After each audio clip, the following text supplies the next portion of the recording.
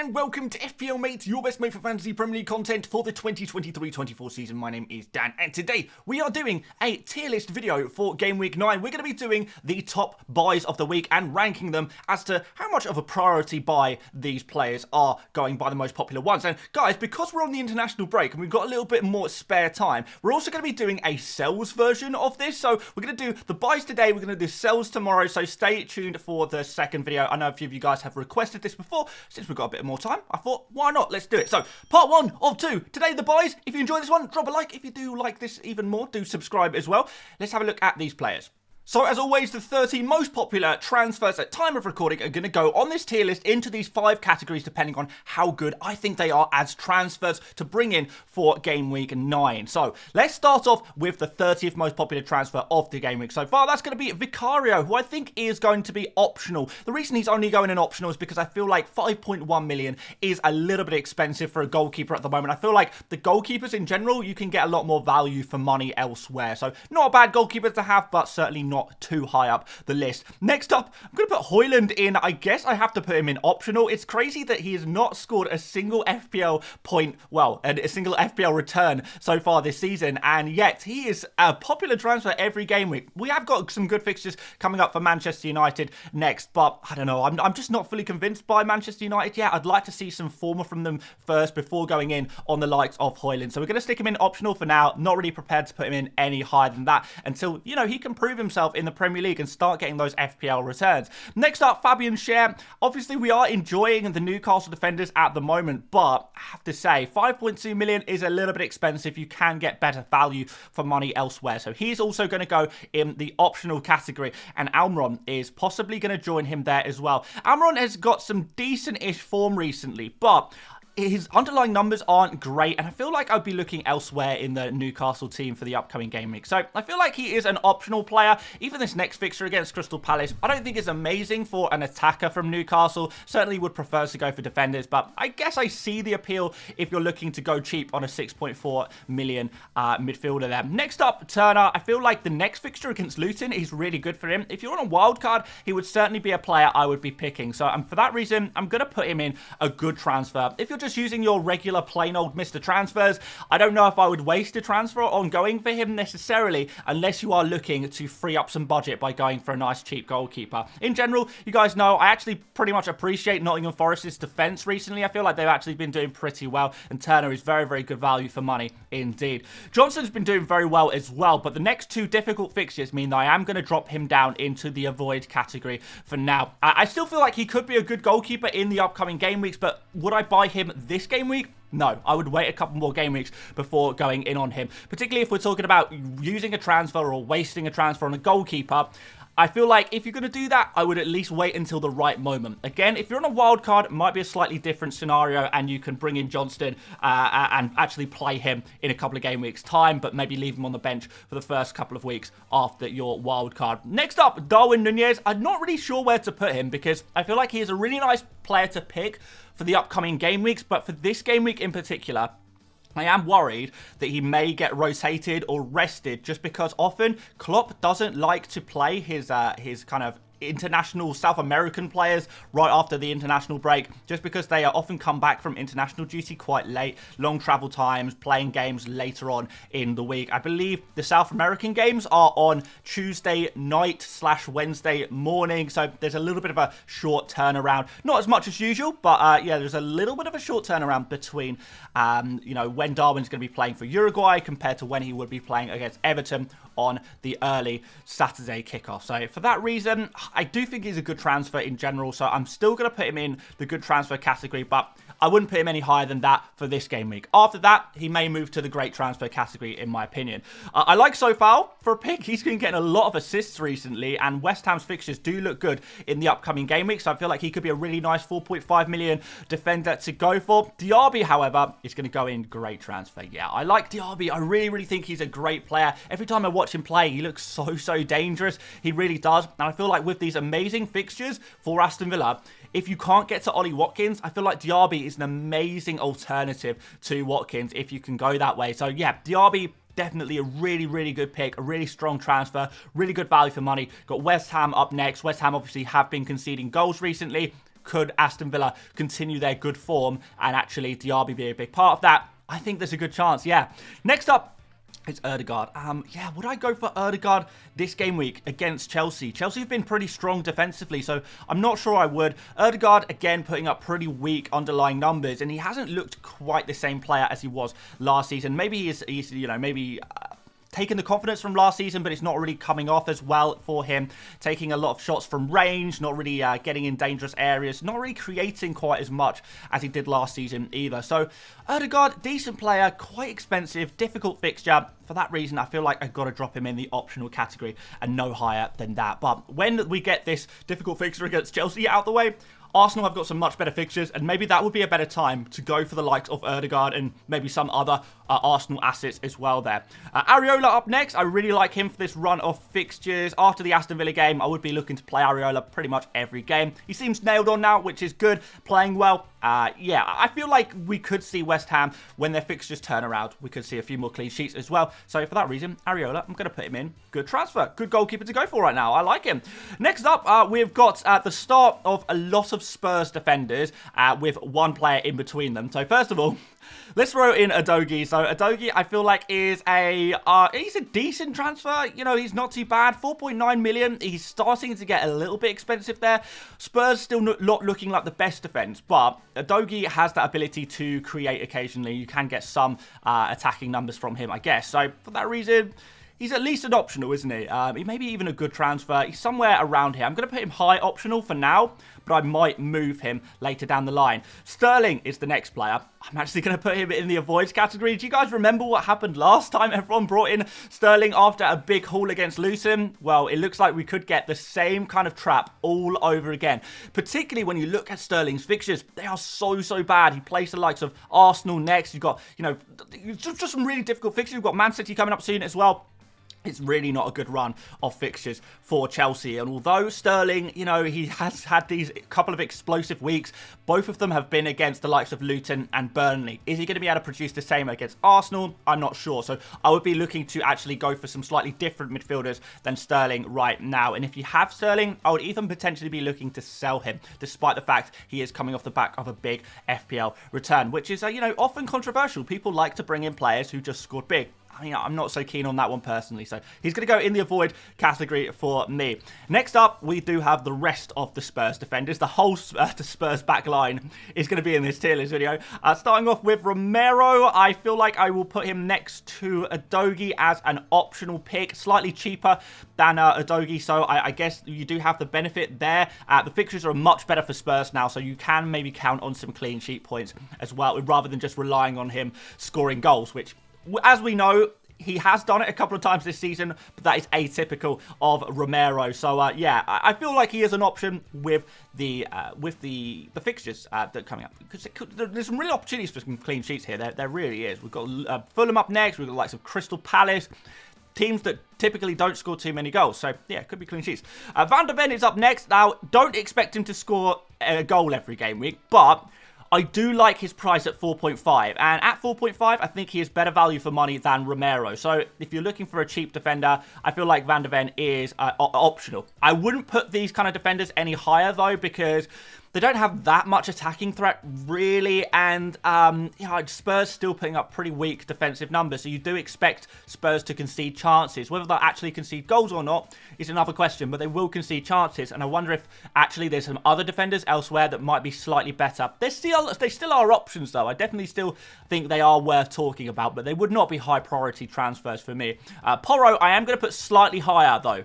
He's only 0.2 more expensive than Udogie, and he is putting up much better attacking numbers. You guys who watched the Spurs versus Luton game will know that Porro was super unlucky not to get attacking returns in that game. And in another game week, he gets an absolute mega haul. So using that information, using the data, using what we've seen from Porro, we can use that to try and predict that maybe in future game weeks, we could get attacking returns as well as those clean sheet points. So a nice differential. 5.1 million sounds a little bit expensive, but when you're getting a very, very attacking defender, it is good value for money there. Next up, we've got Jensen, who is obviously, you know, he's obviously got a few goals this season, and I know a lot of people are hyping him up. A lot of people mentioned in some of my video comments recently, why are you not talking about Jensen? I mean, the honest answer is that I just don't like him as a pick that much. I mean, he's okay. Like, at 5.4 million, you know, he could provide some good value for money there. I just really don't think his FPL returns are sustainable. So I'm going to put him in the optional category and no higher than that. Brentford have mixed fixtures coming up. Jensen, yes, he's scored 3 goals this season so far, but I believe he scored those 3 goals in around 0.3, 0.4 XG. If you think that Jensen is going to continue to score at his current rate, given the fact that he is not actually shooting that much, particularly not from dangerous areas, then I think you might find yourself disappointed. And I feel like in general, Brentford aren't in the greatest form right now either. So a team in bad form. I don't want to say Jensen is lucky, but look, he's not. This can't continue. If it continues like this, must be like the greatest finisher of all time in football by miles, miles better of a finisher than Messi, Ronaldo at their peak, R9 at his peak. It's just not true, is it? Jensen is not that good at finishing. Like, he's got a couple of goals from taking a couple of pop shots, but it's not going to happen every single game week. And yeah, I feel like a little purple patch, a little run of luck maybe. Can it continue? In my opinion, no. But still, at 5.4 million, he is a very cheap player. And if you get lucky sometimes with him, then I guess that's fine. You know, you're picking a cheap player and hoping you get lucky. So he is an option, but he's not any higher than that for me. Next up, Alvarez. Maybe a little bit of concern that rotation may start to happen with all of the Man City kind of attackers are fit now, bar De Bruyne. So would I buy Alvarez right now? I'm not sure I would. If I had him already, I would probably keep him, but would I buy him? To be honest, probably not. But I am going to put him in the optional category anyway. I feel like he's still not a bad asset. I'm just worried about rotation coming up. And we all know that Man City's fixtures are not exactly amazing. After a few game weeks, they do start to get a little bit worse. But next couple of game weeks, I feel like are decent for Alvarez. Longer term, not massively keen on him. We also did see against Arsenal, he started taking less free kicks, less corners as well off those set pieces. So, yeah, I wonder if he's going to lose that ability to get points that way as well, which is kind of tough, I guess. Next up, Bowen. I think Bowen has got to go in either good transfer or great transfer. I really do like him as a pick. In fact, I'm going to put him in great transfer. He's in such good form right now. The numbers are there. The underlying numbers, the actual numbers. He is actually scoring goals and getting assists as well, which is really, really good for him. He's cheap at 7.3 million. That's a really good price for him. West Ham as a team in general are in good form right now, up at the top of the table, well, towards the top of the table, which is very nice. And the fixtures are really nice as well. So Bowen, really nice pick. I wouldn't quite put him ahead of Diaby. I do prefer Diaby for this run, but I do really, really like Bowen. So I'm going to put him in the great transfer category quite comfortably there. Burn, 4.6 million defender right now. I'm going to put him in probably either good or great. I like this pick. For a 4.5 million defender, he would be one of the priority ones I would go for. If you're looking for that cheap guy, he would be, pretty high on that list. The only difficult fixture we've got coming up for Newcastle is that Arsenal game. So if you can afford to bench Burn for that week, then I think even better. I'm going to throw him in good transfer. And the reason I'm not putting him any higher than that is because he's not very exciting, is he really? You're probably looking at just clean sheet points for the majority of the time. So, yeah, good transfer, but no more than that. Doesn't excite me very much. Neto. Feel like he's a pretty decent transfer as well. So we'll put him in the good transfer category. Nailed on. Wolves have some really nice fixtures coming up in Game Week 9 and in Game Week 11. Really nice fixtures for Wolves. And we know Neto has been the star of the show there at Wolverhampton Wanderers. So good transfer. Decent player, particularly for his price. Next up, Ben White. A bit of a hype player at the moment, getting some decent FPL points and a surprising amount of points against Man City there as well. He is a bit expensive for me though, so I'm going to put him down in the optional category. I don't mind going for an Arsenal defender now. I don't think Chelsea will score too many goals, if any, against Arsenal. Arsenal really top defence, so I'm going to put him, I feel like, somewhere around here. And the only reason he's not higher is because of his price. Like, he is going to get clean sheets with these good fixtures. He is going to get the occasional attacking return. It's not going to be at the same rate as a lot of the other defenders. you know, he's not like a top attacking defender or anything like that. So, yeah, he can go there in the optional category. It's just the price, I don't think he's good value for money. I think you can get better value for money elsewhere with him. Next up, Heung-min Son. Would I be buying him now? This is the question. If I owned him already, I would 100% be keeping him. But would I actually transfer him in? I guess maybe. So he can go in the good transfer category. Obviously, he is in some really good form right now. Fulham is a decent fixture for Spurs as well. So you can expect some good FPL returns for Spurs. But if we move forward, you know, look at future fixtures for Spurs. Like, some of these fixtures suit you if you're a defender. But as an attacker, I actually think some of these fixtures for Spurs, you know, like the likes of Crystal Palace, for example, or, you know, Chelsea, these fixtures aren't actually that good if you're an attacker. Like, they're decent if you're a defender, but not really if you're an attacker. So after Fulham, I'm not really sure if a lot of these fixtures actually suit Son. I don't really like the idea of Son against the low block of Crystal Palace. I don't think he'll do too well there. So this game week against Fulham, great. Next game week, you know, against Crystal Palace, not so keen. Against Chelsea, not really sure what's going to happen there. He's okay. Like, he is a good transfer, but, like, he wouldn't be a priority move. If I didn't have him already, I would perhaps be looking elsewhere for my transfers. And I say that as a Son owner, so hopefully there's no bias there. Next up, we've got to throw in Isak in here somewhere. And I'm noticing that I've put too many players in the optional category. We're filling up the optional. I'm maybe sitting on the fence a little bit too much here. So maybe I need to move some players down and try and fit in Isak. Because I do feel like Isak is optional. But although, to be fair, I could actually say Isak is a good transfer. In fact, I'm going to say he is. Yeah, all right, fine. We're going to say Isak is low tier, good transfer.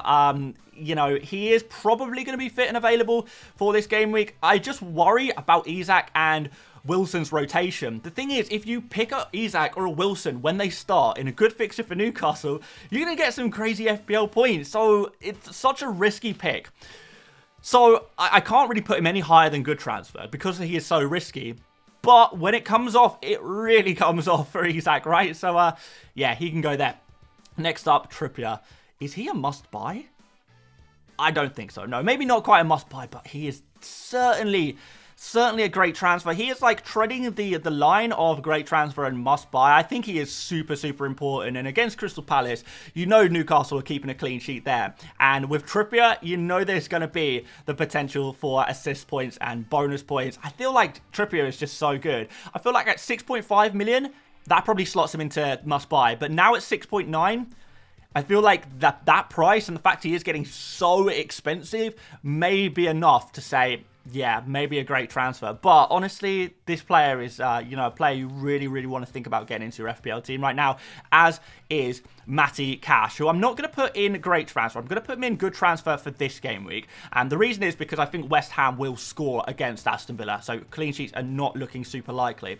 After that, I feel like clean sheet points are very much on the cards again for Aston Villa. And with Cash's potential attacking returns as well, it's going to look very good. And the reason why Cash is still a good transfer, despite the fact that I think West Ham will score, is because I do still feel like Cash could get attacking returns in that game. He's been very good for those attacking numbers this season, hasn't he? So it's not just clean sheets you're looking for with a player like Matty Cash, which I feel like is the difference between, you know, the likes of Trippier and Cash. That's why we've got these players higher than the likes of Ben White, is because, you know, they're all pretty expensive players in a way, but Trippier and Cash, I just really fancy them a lot more for attacking returns. So that's why they go up slightly higher in this tier list. Right, next up, I've got to throw in Anderson. And I'm going to controversially put him in the avoid category for this game week. And if you're on a wild card, ignore everything I'm about to say because it doesn't really apply. But the next two fixtures for Crystal Palace are really tough. They've got Newcastle and Spurs back-to-back. Two really good attacking teams. And Anderson, although he is the best attacking threat in the Crystal Palace defence, you can't kind of depend on him getting an attacking return every game in the same way as you can like a Trippier or a Cash. So in these difficult fixtures, Anderson is probably looking likely to get 1 and 2 pointers. It's pretty likely. After that, when we get to game week 11, really like Anderson. And you will find that even though I say he's an avoid now, he's not staying there. There's no way he's staying there in that category. I just feel like the next two game weeks, I would be surprised if we get any returns from Anderson, just because of those really difficult fixtures. So there he goes into that slot. Next up, Maddison, and this is one I've been thinking about so much recently, and I'm going to drop him at the bottom of the good transfer category because I still feel like he is a decent pick. Maybe I'm being a bit harsh there, maybe I could put him a little bit higher, but when I look at my own team, and I have Maddison in my team, I'm thinking after this Fulham game, would I actually be looking to remove Maddison and maybe replace him with an Arsenal midfielder, or maybe go for some Brighton midfielders or something like that, or, you know, more West Ham midfielders, more Aston Villa midfielders? These are the kind of players I would prefer to have going forward rather than a Maddison. So it's a really, really difficult one because he is a good pick for this game week. And I feel like he will be a decent pick in general over the next couple of game weeks. But in terms of his price versus what he's going to be providing, when we look at some other players who are also in good form with even better fixtures, I think I prefer a lot of them. I think I prefer a lot of players to Maddison right now. I like Maddison for this game week, but after that, I would actually think about moving him on. But let's see what happens there. He is going to go in the good transfer category for now, which leaves just two players. The first of which is Mo Salah, who I'm going to throw in the great transfer category. I mean, he's against Everton at home next. I feel like he needs to go next to Trippier, right? Right up here, like with, you know, a big premium player. Very, very important. A player who you can potentially captain for this game week if you wanted to. And a player who's been very consistent this season on penalties as well, which always helps, of course. Yeah, I think a lot of people will be looking to bring in Salah or trying to find a way to bring in Salah this week at home against Everton. Big fixture for Liverpool, and a fixture that Liverpool often do very, very well in as well. Salah nailed on in that Liverpool attack as well, and the great fixtures keep coming after that. I mean, we've got Luton Town in a couple of weeks for Salah. That's going to be a huge fixture for Salah owners. It might be a good idea to go in on him now, go in on him pretty early. So yeah, Salah, yeah, he's got to go in a great transfer now. Things have changed a lot, and, you know, Salah hype time is very much here, so there he goes. And finally, Ollie Watkins. Where does he go? Does he go in the must-buy transfer category? Probably not for me, actually. I'm actually going to drop him down next to Salah. I feel like Trippier and Salah are more important transfers right now than Ollie Watkins. I feel like they're more important players to bring into your team right now, but that's not to say Ollie Watkins is bad. He's still a great transfer. He's still a player who I would definitely be making sure you are having a look at, and if it's possible to get him into your team easily, and you have a forward in your team right now that you really don't like, you really want to remove, Watkins is the replacement. He's just the guy to go for. So if you're looking for a new forward, Watkins is your guy, but only if you actively dislike the forward you have in your team currently. If you've got a pretty decent forward in your team already, you know, maybe a Darwin or an Alvarez or something like that, I don't know if I would be rushing to remove those players necessarily, but it's an option, I guess. So Watkins goes in the great transfer category. There is no must-buys today. Yes, I don't think any player is going to be a must-buy for this game week. I'm happy to leave it at that, but as always, really interested to get your thoughts, what you think about this tier list. Have I got this right? Is there anything I've got really wrong in here? Let me know. And if there's any other players who I haven't included in today's video, let me know in the comments and I'll try and rank them as well. Leave them down below, guys. So yeah, that's going to be the tier list for Game Week 9. So like I said, this is the Game Week 9 buyers tier list, but we will also be doing a sells tier list. That will be dropping tomorrow morning. So look forward to that one. I don't do this video very, very often. I think I've only done it once in the past, so kind of excited to do some sells in a tier list as well. So yeah, if you do enjoy this one, please do drop a like and do subscribe if you're new around here. But aside from that, guys, thank you so much for watching once again, and I will see you later, mates. Bye-bye.